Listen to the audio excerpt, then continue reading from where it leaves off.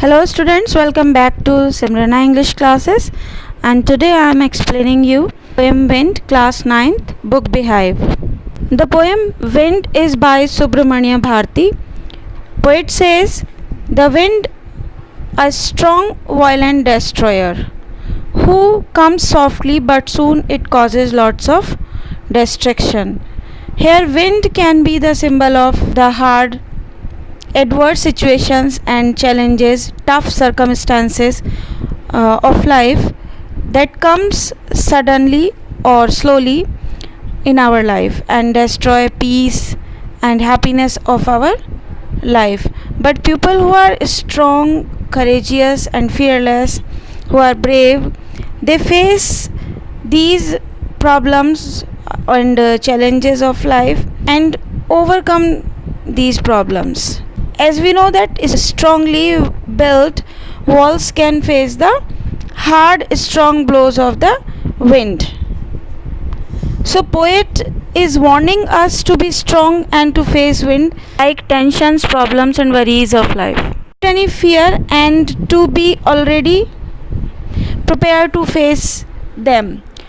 But making ourselves strong, so in this way wind has been described by the poet a destructive as well as the constructive source, a destroyer and a preserver.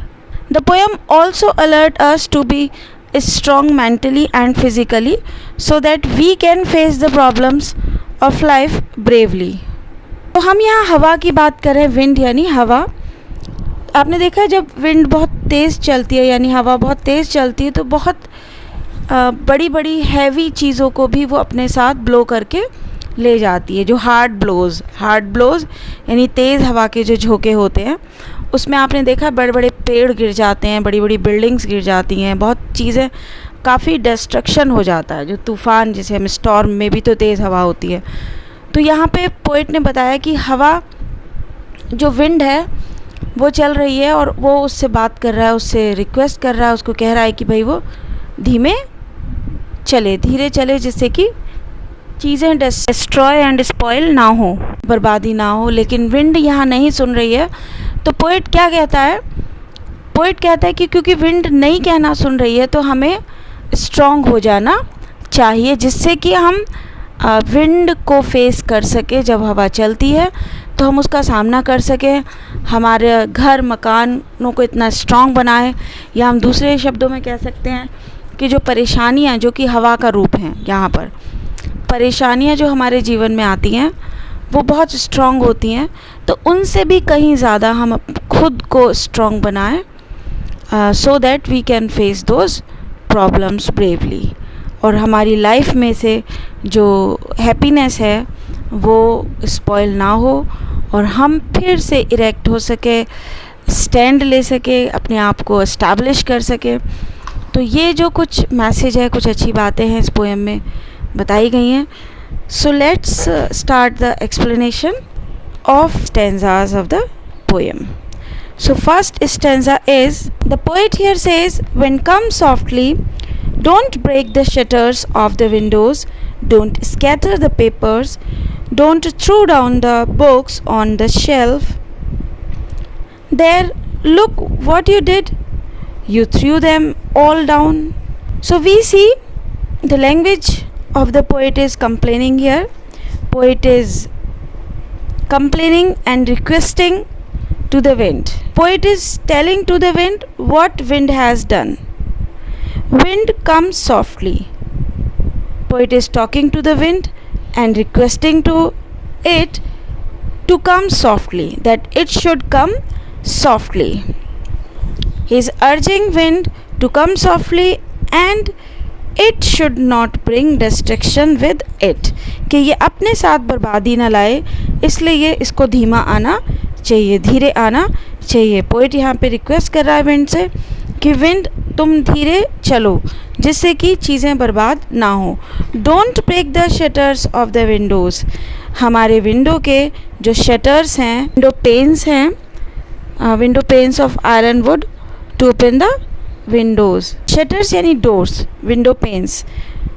तो उनको destroy मत करो। Don't break the shutters of the windows, don't scatter the papers. और जब हवा तेज़ चलती है, जो अगर आप पेपर वेट से पेपर को कवर नहीं करते तो क्या होता है, पेपर्स उड़ने लगते हैं। So he says don't scatter the papers, when the wind blows hard it scatters the paper here and there, इधर उधर कागज़ को, पेपर्स को वो फैला देती है। Don't throw down the books on the shelf and even the heavy books they fall down from the shelf. जो किताबें हैं शेल्फ से, जो ऊपर अलमीरा में रैक में रखी होती हैं, वो भी नीचे गिर जाती हैं। So poet is saying don't do that, don't bring this destruction there. देखो, लुक व्हाट यू डिड, तुमने क्या किया है, you throw them all down, तुमने वो सब चीज़ें नीचे गिरा दी है। सो poet is showing all these actions done by the wind, that when wind blows hard it disturbs us, it spoils our things, ये इस तरह से हमारी चीज़ें बर्बाद करती है।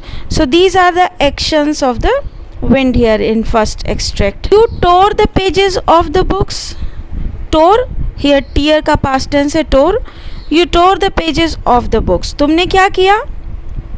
Poet is describing to the wind, समझा रहा है उससे, उसकी कंप्लेन भी कर रहा है उसको, और एक तरीके से उससे रिक्वेस्ट भी कर रहा है कि what you have done, you have torn the pages of the books, तुमने किताब के पेजेस फाड़ दिए हैं। जब हवा चलती है और तेज तेज पेजेस उड़ते हैं तो उस तेज़ स्पीड की वजह से, फोर्स की वजह से वो पेजेस फट जाते हैं।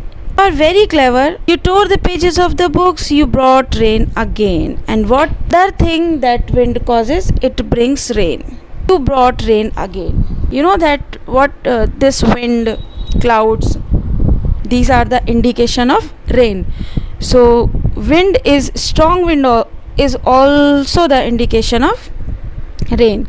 Strong wind is also the indication of rain or indication of bad weather. So poet says here, you brought rain again, तुम फिर से बारिश ले आई।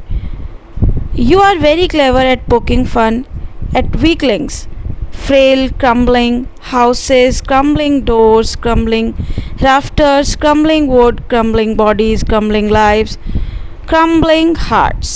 Here poet is saying that wind is hard and it causes destruction, but only the weak things are destroyed by the wind. तो यहाँ पे poet कह रहा है कि जो वीक चीज़ें हैं, जो कमज़ोर चीज़ें हैं, तुम उनको डराती हो, you make fun of them, poking fun, to make fun, to tease at weakling, तुम छोटी और कमज़ोर चीज़ों को, जो कमज़ोर हैं, वीक हैं, तुम उनको डराती हो। यहाँ पे weaklings at poking fun, weakling यानी weak people who are not brave enough, जो कावर्ड हैं या जो अपने आप को बहादुर नहीं महसूस करते हैं, who don't face challenges of life, who don't face problems with courage, so these people. तो इस तरह के लोगों का तुम क्या करती हो, मजाक बनाती हो। फ्रेल क्रम्बलिंग हाउसेस, इसी तरह से जो कमज़ोर घर मकान हैं वो भी गिर जाते हैं जब तेज़ हवा चलती है। Crumbling means to destroy, to break. Crumbling doors, and what happens, जो कमज़ोर खिड़की दरवाजे हैं वो भी टूट जाते हैं। Crumbling rafters, crumbling would, crumbling bodies, तुम सब चीज़ों को तोड़ देती हो, यानी इंसान का लाइफ, उसका बॉडी, जीवन, सब कुछ नष्ट कर देती हो। Rafter here means beam, beam जो कमज़ोर मकान होते हैं, लकड़ी की उसमें कड़ी लगी होती है, लकड़ी की रूफ़ होती है, तो उस पर फिर छत बनी होती है, तो उससे मतलब है कि इस तरह से तुम सारी लकड़ी को, छत को, तख्तों को तोड़ देती हो और ऐसे जीवन नष्ट हो जाता है, लोगों के घर मकान टूट जाते हैं। इवन क्रम्बलिंग हार्ट्स, और जो कमज़ोर दिल होते हैं वो भी टूट जाते हैं, लोग परेशान हो जाते हैं और बहुत ज़्यादा दुखी हो जाते हैं जब इस तरह से उनके घर मकान सब टूट जाते हैं। लेकिन यहाँ पे जो ब्रेव लोग हैं, जो बहादुर लोग हैं, वो उसका सामना बहादुरी से करते हैं, या वो पहले से अपने आप को इतना स्ट्रॉन्ग बनाते हैं कि वो इस तरह की प्रॉब्लम से टूटते नहीं हैं। नेक्स्ट है the wind god winnows and crushes them all. Who is doing all these things? Poet is describing in the line, this is all done by the god of wind. हवा के जो देवता हैं वो ये सब कर रहे हैं। वो एक्चुअली क्या कर रहे हैं? विनोज एंड क्रशेस दैम ऑल, वो सब ये चीज़ें उड़ा रहे हैं। विनोइंग, विनोइंग होता है ना प्रोसीजर, जो फसल जब हो जाती है तो ग्रेन को भूसे से अलग किया जाता है ना, दैट इज़ विनोइंग। तो जब अनाज को भूसे से अलग करते हैं तो इस तरह से जो गॉड हैं, हवा के जो देवता हैं, वो भी ऐसा कर रहे हैं कि स्ट्रॉन्ग हवा चलाकर वो हल्की फुल्की कमज़ोर चीज़ों को उनसे अलग कर दे रहे हैं। तो हमें स्ट्रॉन्ग होने की ज़रूरत है, हैवी होने की ज़रूरत है। हैवी यानी फर्म होने की ज़रूरत है। जो चीज़ें हैवी होती हैं वो हवा से नहीं उड़ती हैं। तो what actually we need to do, we have to make our self firm, strong, so that we can't be destroyed by the wind. So who is doing all these? Who is bringing this destruction? The god of wind.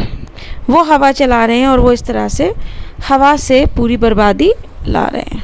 He won't do what you tell him. So come, let's build strong homes.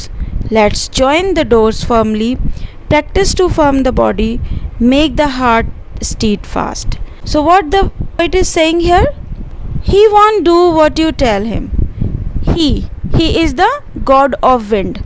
कि जो हवा का देवता है, ईश्वर है, वो नहीं सुन रहा है। He is not listening to the poet or listening to us. What you tell him, what we are requesting to him, to blow softly, not to destroy our houses, destroy our things, but he is not listening to us. वो हमें नहीं सुन रहा है। So come, let's build strong homes. तो आओ हम क्या करें? Poet is suggesting here to make strong houses. अपने घरों को strong बनाएं. Let join the doors firmly. अपने दरवाज़ों को सख्ती से firmly उनको स्थिर करें, उनको जोड़ें. Practice to firm the body.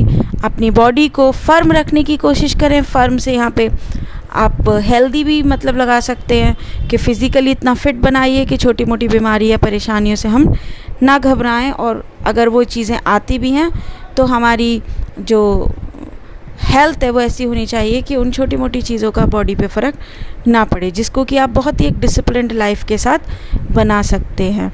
आप अपनी, जैसे आजकल आप बहुत सुन रहे हैं इम्यूनिटी बढ़ाना, तो आप हेल्दी रहकर, हेल्दी ईटिंग हैबिट्स अपनी रख कर अपनी बॉडी को हेल्दी बना सकते हो। तो that is to make body firm so that wind can't blow it down. So next line, make the heart steadfast. And he also suggesting us to make the heart steadfast. Steadfast here, constant, firm, स्थिर, मजबूत, कि अपने दिलों को भी हम इतने मजबूत बनाएं, स्थिर बनाएं कि वो छोटी मोटी चीज़ों को देख कर ना बहके, या वो ग्रीडी ना हो, या उनमें ऐसी फीलिंग्स ना आए जैसे अक्सर होता है कि हमारा मन कभी कुछ करने के लिए करता है, कभी कुछ, या दूसरों को देखकर वैसा करना सोचना, या फर्म ना रह पाना, बहुत से कामों को करने के लिए फर्म ना रह पाना। तो यहाँ पे पोएट कह रहा है कि हम अपने दिलों को भी इतना फर्म बनाएं, मजबूत बनाएं, प्रॉब्लम्स को फेस करने लायक बनाएं, और दुखों को बियर करने लायक बनाएं, यानी हम सॉरोज़ को अपने बियर कर सके। बियर करना यानी सहना, बर्दाश्त करना। Do this and wind will be friend with us. If we do so, do this यानी ये करिए। कैसा करिए? ये मतलब कि to make your self strong, to make your heart steadfast, to make your body firm, do this and the wind will be friends with us. ऐसा करो तो हवा भी हमारी दोस्त बन जाएगी, यानी जो प्रॉब्लम्स हैं, चैलेंजेस है लाइफ के, बुरी परिस्थितियां हैं, तो बैड सर्कमस्टेंसेस हैं, एडवर्स सर्कमस्टेंसेस है, वो भी हमारी दोस्त बन जाएंगी जब हम स्ट्रॉन्ग विंड को अपना दोस्त बना लेंगे। तो स्ट्रॉन्ग विंड एक्चुअली वही सारी प्रॉब्लम्स हैं लाइफ की। He makes strong fires roar and flourish. What is the more action done by the wind? He makes strong fires roar and flourish. Strong fires होती है, जो हल्की धीमी आंच होती है वो तेज़ हवा से बुझ जाती है, लेकिन जो तेज़ आग जल रही होती है, जो तेज़ आंच होती है, वो और तेज़ हवा से फ्लरिश होती है, यानी और बढ़ती है और प्रोग्रेस करती है। तो यहाँ पे जो स्ट्रॉन्ग फायर है वो है आपके दिल में कुछ काम करने की इच्छा, कुछ इंस्पिरेशंस जो आपके अंदर होनी चाहिए, जो आपको इंस्पायर करें कुछ अच्छा करने के लिए। तो वो जो स्पार्क है to do something, to achieve goals, to get success and not to look behind, to go forward, to go ahead, ये जो फीलिंग है वो कैसी होनी चाहिए? वो बहुत स्ट्रॉन्ग होनी चाहिए। Because when you have that strong feeling, the wind flourishes that. ऐसी जो फायर होती है दिल में, जो कुछ करने की आग होती है, वो हवा उसे और तेज़ कर देती है। और अगर थोड़ी बहुत आपके अंदर कहीं कुछ बात होती है या आग बहुत जो धीमी जल रही है और फिर तेज़ हवा आती है तो उसे बुझा देती है, जैसे कि मैंने भी बताया। His friendship is good, we praise him every day. So in the end of the poem, in last 2 lines, poet is saying his friendship is good. हवा से दोस्ती करना अच्छा है क्योंकि वो आपको अपने साथ ले जाती है और आगे बढ़ाती है। आपको उसके साथ चलने के लिए स्ट्रॉन्ग होना पड़ता है, फर्म होना पड़ता है। We praise him every day. तो अगर हम उससे दोस्ती करेंगे, उसके साथ उसके जैसे स्ट्रॉन्ग बनेंगे, फर्म बनेंगे चलने के लिए, तो it will not destroy our life. वो हमारे जीवन को बर्बाद नहीं करेगी, हमारी प्रॉपर्टीज़ को लॉस नहीं करेगी और हम उसके साथ आगे बढ़ते रहेंगे। We praise him every day, और हम उसकी हमेशा तारीफ़ करेंगे। तो इसी तरह से जीवन में बहुत सारी परेशानियाँ आती हैं and you can't command those problems, you can't order those problems कि वो ना आए आपके लाइफ में, या वो जैसा आप कहें वैसा हो जाए। तो ये बहुत ही नेचुरल है, जैसे कहते हैं लक है, डेस्टिनी है कि आपको क्या क्या फेस करना पड़ता है। तो ये जो प्रॉब्लम्स हैं वो कहना चाहिए कि वो मिस्ट्री है। इस सब को रेगुलेट कर रहा है वो हमारी समझ से बाहर है, वो ईश्वर करता है। तो जो भी प्रॉब्लम्स हमारी लाइफ में आती हैं उनका आना ना आना हम कंट्रोल नहीं कर सकते, लेकिन उनको फेस करना हम कंट्रोल कर सकते हैं कि हम उन्हें फेस कैसे कर रहे हैं। उनको हिम्मत के साथ हम फेस करते हैं, ब्रेव होकर फेस करते हैं, तो वो प्रॉब्लम्स हमें छोटी दिखाई देती हैं। और अगर हम बैठकर कमज़ोर हो जाते हैं, फ्रेल, वीक हो जाते हैं और बस हम कहते हैं भाई बहुत बहुत प्रॉब्लम है, हम ये नहीं कर सकते, हम वो नहीं कर सकते, तो वो परेशानियां हमारे सामने और ज़्यादा बढ़कर आती हैं और हमारा जीवन बर्बाद करके चली जाती हैं। उस हवा के तरह जिसके साथ हम अगर दोस्ती कर लें तो वो हमें क्रश नहीं करती है, बर्बाद नहीं करती है, और अगर हम वीक बने रहें तो वो हमें उड़ाकर इधर उधर फेंक देती है और हम बर्बाद हो जाते हैं। So what we have to do, we have to firm our heart. जो हमारी विल पावर है, कुछ करने की जो शक्ति होती है, इच्छा शक्ति, उसको हमें स्ट्रॉन्ग बनाना है और हवा की तरह स्ट्रॉन्ग होकर हवा के साथ, विंड के साथ चलना है, जिससे कि हम अपनी लाइफ को अच्छा बना सकें।